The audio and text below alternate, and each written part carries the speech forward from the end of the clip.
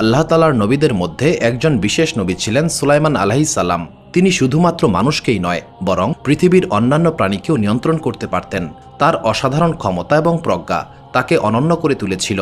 তিনি নবী দাউদ আলাইহিসসালামের পুত্র ছিলেন এবং তিনি তার পিতার নিকট থেকে জ্ঞান ও নেতৃত্বের গুণাবলী অর্জন করেছিলেন। মহান আল্লাহ তাআলা তাকে বিশেষ ক্ষমতা দান করেছিলেন, যেমন পাখির ভাষা বোঝা, জিন ও বাতাসকে নিয়ন্ত্রণ করা ইত্যাদি। সুলাইমান আলাইহিসসালামের জীবন ন্যায় বিচার, বিনয় ও মহান আল্লাহ তাআলার প্রতি আনুগত্যের উজ্জ্বল দৃষ্টান্তে ভরপুর। তিনি জীবনে বিভিন্ন বিপদের মুখোমুখি হয়েছিলেন, যেমন তার আপন ভাইয়ের সঙ্গে সংঘাত, ক্ষমতার পরীক্ষা এবং রানী বিলকিসের সঙ্গে সাক্ষাৎ। রানী বিলকিস শেষ পর্যন্ত মহান আল্লাহ তাআলার তাওহীদের বাণী গ্রহণ করেছিলেন। সুলাইমান আলাইহিসসালামের মৃত্যুও ছিল মহান আল্লাহ তাআলার মহিমার একটি অসাধারণ নিদর্শন।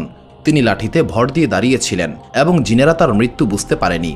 জিনেরা সুলাইমান আলাইহিসসালামের নির্দেশে কাজ করছিল।